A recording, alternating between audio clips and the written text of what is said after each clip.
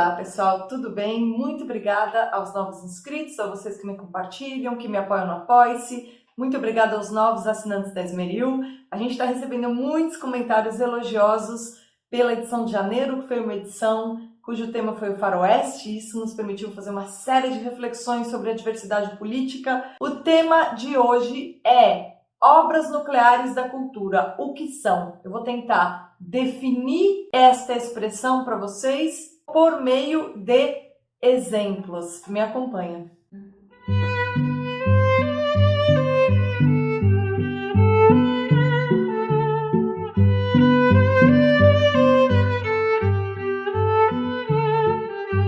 Bom, pessoal, vocês devem saber que essa semana a Livraria Bruno Torlai está em promoção.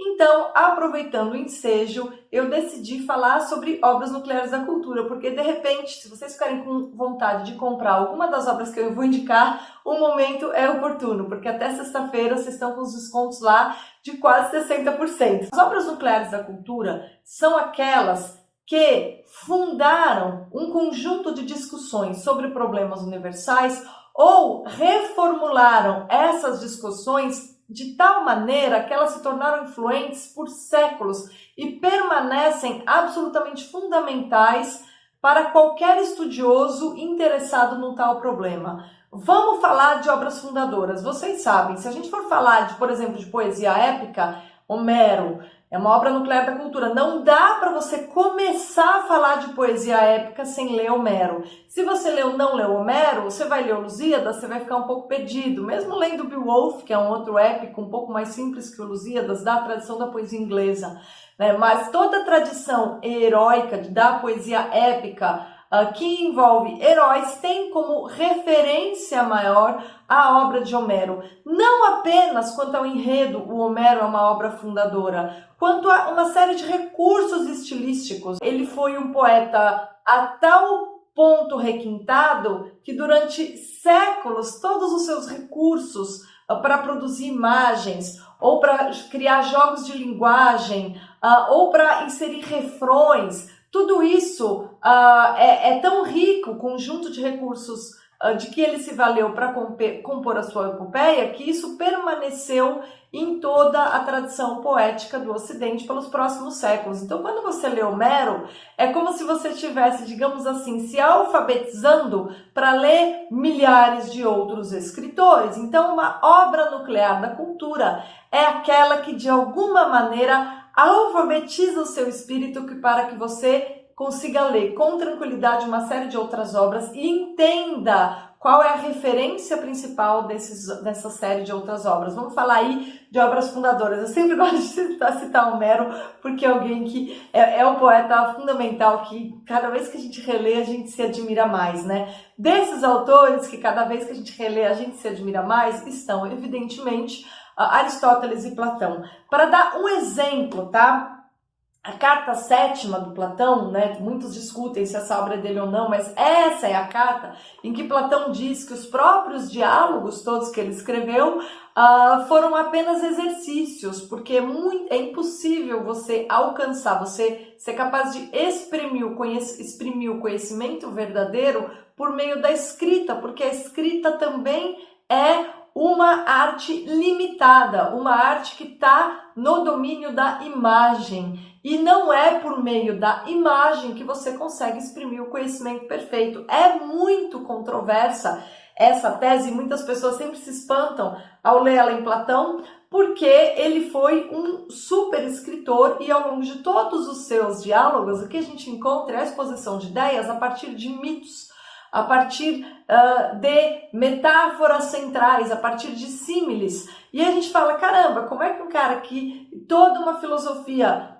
vários problemas filosóficos, ele comunica por meio de imagens, ele pega e diz um negócio desse, e ainda diz que esses diálogos todos foram apenas exercícios espirituais, né? Nossa, caramba, foram exercícios, mas isso definiu toda a filosofia do Ocidente, né? Como é que é isso? Então, é um problema gravíssimo, né? E é um problema que é retomado ao longo de toda a história da filosofia. Qual? Sobre os limites da expressão verbal no campo da comunicação do conhecimento. Será que ela realmente é possível, o quanto ela é limitada, o quanto a gente não perde colocando por escrito as nossas ideias, o quanto não é necessário sempre verbalizar o que a gente pensa, porque assim a ideia viva diante do interlocutor, você é capaz de defendê-la. Todos esses problemas, eles são permanentes na história da filosofia, né? No caso de Aristóteles, que foi alguém que teve de se bater já com esses problemas por ter sido aluno do Platão, uma obra nuclear da cultura é a Ética Nicômaco. Não tem um desgraçado de um escrito ético que não vá fazer referência na história da filosofia à Ética Nicômaco. É absolutamente impossível você pensar, você começar a discutir problemas morais sem ter como referência a Ética Nicômaco. E muitos dos escritos modernos que se colocam radicalmente contrários à antiguidade, você percebe Aristóteles nas entrelinhas da discussão. Vou dar um exemplo, tá? O Aristóteles é um autor tão fundamental, por isso Platão e Aristóteles são fundadores na história da filosofia, que quando você lê o Galileu, por exemplo, que é alguém que diz que vai fazer oposição, vai ser contrário, vai trazer algo novo, algo muito diferente da física aristotélica, o livro dele, chamado Diálogos sobre Dois Máximos Sistemas de Mundo, ele é escrito como se ele tivesse aberto ao lado dele um livro do Aristóteles chamado Decaelo, né, sobre o céu. E aí você percebe que, de fato, o Galileu compôs a obra dele respondendo para Aristóteles. Quer dizer, se ele quer apresentar uma nova física, é preciso que ele tenha em mente o que foi o referencial da física até então, que é a obra sobre a natureza do universo do Aristóteles. Se ele está falando sobre o céu, né, sobre o mundo celeste, então ele tem que analisar, tem que responder, digamos assim, prestar contas à obra Decaelo de Aristóteles. Isso que acontece com Galileu, aconteceu com absolutamente todos aqueles que se aventuraram a escrever tratados éticos. É impossível não se referir à Ética Nicômaco. Portanto, eu chamo de obra nuclear da cultura, porque a partir do momento que você lê a Ética Nicômaco, você tem a referência básica para estudar os problemas éticos. É claro que a Apologia de Sócrates, do Platão, que contém o projeto socrático, também é uma obra nuclear da cultura, assim como todos os diálogos platônicos que versam os problemas éticos. Mesmo porque eles estão aqui compreendidos na discussão aristotélica, tá? Para citar outros autores, obras nucleares da cultura, que têm dentro delas influência de obras anteriores, fundadoras, eu vou dar um outro exemplo aqui. O De Magistro, do Santo Agostinho e do São Tomás de Aquino, essa edição da Quirion é muito legal porque ela traz os dois juntos. Eu já indiquei em outro vídeo, vou falar de novo desse livro. Por que o De Magistro, tanto do Santo Agostinho quanto do São Tomás, são obras nucleares da cultura? Porque são obras incontornáveis para qualquer pessoa que queira pensar sobre aprendizado, sobre o papel do professor, sobre o significado do magistério, sobre os limites do ensino. Então, todos os problemas fundamentais da educação, eles estão aqui nessas duas obras, tanto no De Magistro do Santo Agostinho quanto no de Tomás de Aquino. Se você lê essa obra e você lê qualquer tratadinho de educação contemporâneo, você vai perceber que eles estão atualizando problemas que já estão aqui tratados, tá? Então, por isso que isso aqui é uma obra nuclear da cultura. As pessoas leem obras contemporâneas e ficam deslumbradas e acham que estão aí inventando a roda por falta de ter em mente quais são as obras fundadoras, né?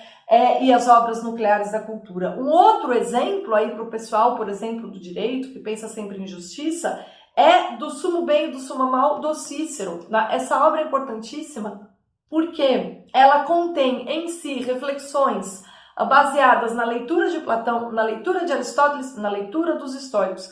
E aqui vai se tratar do que seria o sumo bem e o sumo mal. Por quê? Porque a ideia de sumo bem, ela orientou toda a reflexão política na antiguidade. Aqui dentro tem Platão, aqui dentro tem Aristóteles, aqui dentro tem o estoicismo e, portanto, quando você tem acesso a essa obra, você vai estar familiarizado com uma série de problemas que vão ter de ser respondidos ou retomados ao longo da tradição do Ocidente, tá? Para vocês terem uma ideia, o Hobbes, por exemplo, quando ele escreve Os Elementos da Lei Natural e Política, ele redefine a ideia de natureza humana e, ao mesmo tempo que toda a teoria das paixões dele parece extraída da retórica de Aristóteles, ao mesmo tempo, ele estabelece o que o Chesterton mais tarde vai chamar, digamos assim, de moral negativista, que é uma visão do ser humano absolutamente individualista, né? Esse hiperindividualismo que a gente tem em mente hoje, na verdade, uma obra fundadora desse estado de espírito está aqui, na definição de natureza humana do Thomas Hobbes.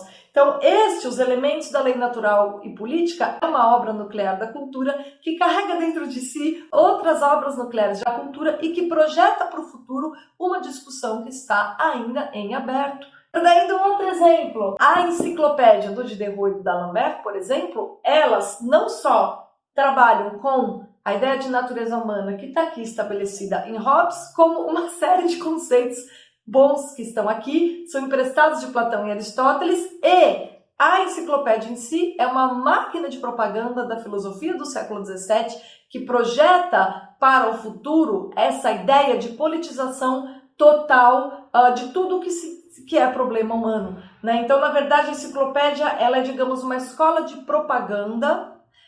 Em que sentido? No sentido de que você se apropria da cultura para fazer valer o interesse de natureza política, tá? Então, este exercício está aqui nas entrelinhas da enciclopédia, e nesse sentido, ela é uma obra nuclear da cultura. Você quer entender, por exemplo, o que o pessoal chama de gramscismo? Tem que entender isso aqui, porque os enciclopedistas já diziam, não vale a pena fazer nada pela lei que você possa fazer pela cultura. Se você muda as mentalidades, você consegue ter poder político para fazer avançar o tipo de sociedade que você quer implantar, tá? Um outro exemplo de obra nuclear da cultura, eu falei dele aqui semana passada, é o Breviário dos Políticos. E veja, o Breviário dos Políticos do Mazarino tem em mente o tipo de definição de natureza humana que está aqui nessa obra nuclear, outra obra nuclear da cultura, que é os elementos da lei natural e política do Thomas Hobbes, assim como tem também muitos elementos da ética de Spinoza. E por que é uma obra nuclear da cultura? Porque aqui você encontra a etiqueta desse personagem que a gente chama de político de carreira.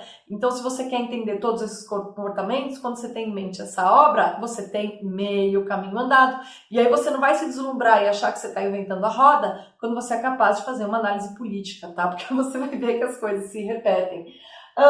Agora eu quero dar indicações literárias para vocês de pessoas que de fato conseguem dialogar com essas grandes obras, tá? Vamos lá, vamos partir para os exemplos.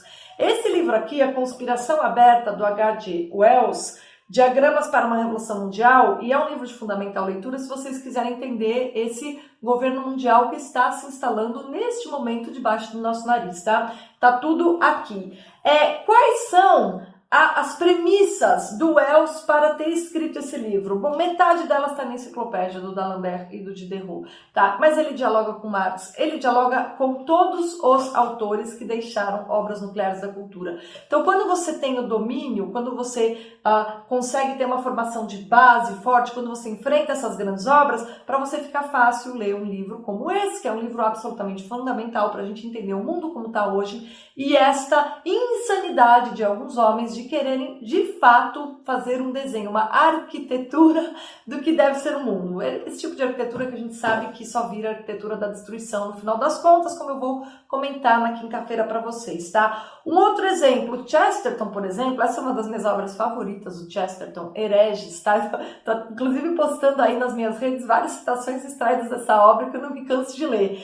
Aqui você tem um exemplo de magnífico diálogo com obras nucleares da cultura. Você tem um primeiro capítulo aqui chamado A Moral Negativista, em que ele faz um resumo do tipo de tratado, dos tratados éticos modernos, tendo por premissa o tipo de tratado que se escrevia na Antiguidade e na Idade Média. E aí, só de você ler esse primeiro capítulo, se você conhece a ética nicômaco do Aristóteles e se você conhece a ética do Hobbes, do Spinoza e de todas as outras que vieram na esteira, você entende exatamente do que ele está falando. É uma obra maravilhosa porque ela se alimenta das obras nucleares da cultura e por isso que é um grande clássico, tá?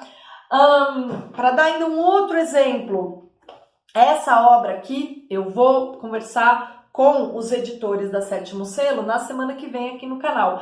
Esta obra, O Grande Código, a Bíblia e a Literatura, é uma das maiores obras de crítica literária, tá, já escritas, porque ele demonstra que todos os grandes clássicos, tudo que a gente chama de literatura, tem um grande código, e este grande código é a Bíblia, ou seja, a Bíblia é a matriz da história literária ocidental. Os temas, as narrativas, as formas, elementos de estilo estão todos ali e ele demonstra isso, né? Agora, para ele ter escrito esse livro, o que ele teve que fazer?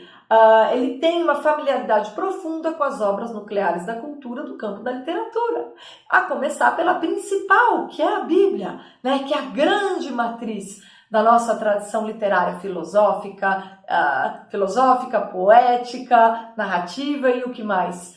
Quando você tem familiaridade com as obras nucleares da cultura, você lê um livro desse com prazer, com alegria, sem dificuldade. A mesma coisa eu posso dizer desta outra obra que eu recomendo fortemente a leitura, Claro Escuro, do Gustavo Corsão. É uma obra polêmica, é um conjunto de textos que o Corsão publicou na imprensa da época, uma obra de 1953, sobre o quão pernicioso é o divórcio. Olha só, ele faz uma defesa de que o casamento deve ser indissolúvel. Na enciclopédia lá a gente tem a defesa contrária. E ele faz isso com um profundo conhecimento da moral individualista, que é a burguesa, que é a moral que está por trás da defesa do divórcio. E veja só, se você já leu a enciclopédia, tem inclusive um artigo lá chamado Indissolúvel, e neste artigo está escrito: nada há na vida humana que seja indissolúvel, não há laços indissolúveis. Então, assim, a primeira premissa para o divórcio, o Corsão consegue atacar. Por quê? Porque ele tem conhecimento profundo das obras nucleares da cultura, e quando ele vai escrever um livro polêmico como esse, com um tema tão difícil, sobre um tema tão difícil que é o divórcio, e ele é um antidivorcista, ele faz a defesa de que o casamento deve ser insolúvel. A única maneira para ele fazer isso com força, considerando que a gente está imerso na cultura individualista, que acha o divórcio a coisa mais natural do mundo, a única maneira dele fazer isso com vigor seria dominando a origem, os fundamentos da defesa do próprio divórcio. E como é que ele consegue fazer isso? Porque ele conhece as obras nucleares da cultura, porque ele conhece Hobbes, porque ele conhece toda a enciclopédia, porque ele conhece o pensamento do século XVII, do século XVIII, sobretudo do século XIX. E aí ele é capaz de chegar aos fundamentos para levar esse debate adiante. Quando a gente lê essa obra, a gente tem uma lição de como que um grande intelectual acaba sendo um brilhante debatedor, justamente por dominar essas obras que são as mais difíceis, tá? Bom, para encerrar e eu não ficar a tarde toda aqui indicando livros para vocês, tá? Eu queria dizer que muitos se sentem desencorajados de enfrentar as tais obras nucleares da cultura por não distinguir nem mesmo os tipos de livros, né? E tem uma indicação literária que eu gostaria de fazer para vocês, e essa é a indicação assim que eu faço com mais veemência no vídeo de hoje, que é A Arte de Ler, do Émile Faguet. Isso aqui é uma preciosidade. Primeiro porque é um livro curtíssimo, você lê assim em um fim de semana. E segundo porque ele justamente diz que o elemento principal da arte de ler, né, a maioria das pessoas pode até ler, mas lê muito mal. E o elemento principal da arte de ler é ler devagar. Ele diz, olha, não existe nada mais importante que um leitor deve saber que este leia devagar. Esta é a lição principal. Bom, e além disso, a gente tem, digamos assim, subseções, né, de importância menor do que esse ler devagar. Contudo, isso que ele chama, né, de capítulos menos importantes, eu considero valiosíssimos para a identificação dos tipos de livros. E cada tipo de livro, você tem de ter uma maneira de ler especial. E ele identifica os tipos de livro. Então, por exemplo, existe um capítulo chamado Os Livros de Ideias. Outro, os livros de sentimento, as peças de teatro, os escritores obscuros, os maus autores, os inimigos da leitura, a leitura dos críticos, reler. Ao longo de todos esses tópicos, ele vai falando sobre os tipos peculiares de livros e qual é a maneira mais inteligente de ler todos esses tipos, guardada, é claro, a indicação central de que é o seguinte: você vai ler um autor, dê um voto de confiança, simplesmente primeiro ouça tudo o que ele está te dizendo. Ouça pacientemente, sem querer sair contestando ou sem querer sair decidindo na primeira página se você concorda ou discorda. Primeiro compreenda quem você está lendo, tá? Primeiro compreenda. As pessoas adoram me dizer, mas o que é isso na sua biblioteca? Você tem livros assim, livros assados? E eu sempre digo, o meu interesse principal é compreender cada autor que eu tenho atrás de mim. Depois que eu compreendo, eu saio discutindo quanto ele foi valioso, quanto ele não foi, o que ele quis dizer, por que ele é tão importante. se é possível a gente entender os problemas mais graves do mundo que nos rodeia sem ter lido esse autor ou não, tá? Então, eu realmente queria deixar recomendo, eu mostrei vários livros para vocês, estão todos aqui na descrição. Mas eu queria assim, se você tá a fim de comprar um livro hoje e aproveitar a promoção que está na minha livraria, compre esse aqui. Porque com esse A Arte de Ler, você vai ter um amigo permanente que vai realmente te falar coisas absolutamente fundamentais sobre os tipos de livro e qual é a melhor maneira de você se aproximar de cada um deles. E vai falar de duas coisas que eu considero importantíssimas. Primeiro, ler devagar e, por último, reler. Porque é na releitura que a gente realmente começa a compreender a pessoa que falou por trás daquelas palavras que, na forma de escrita, estão na nossa frente, tá? Bom, esse era o vídeo de hoje, espero que vocês tenham gostado e aproveitado alguma das indicações literárias. Dá uma olhadinha aqui nos links, entra na livraria, vê se tem algo que você está a fim de comprar e assim, se você gosta de ler, não deixe de ter isso aqui na sua biblioteca. Livro fino, livro precioso, livro para reler, sei lá, umas 10 vezes, tá bom? Se você ler só esse livro nesse semestre, você vai ter feito algo grande por você mesmo, beleza? Obrigada aí pela companhia e até o próximo vídeo.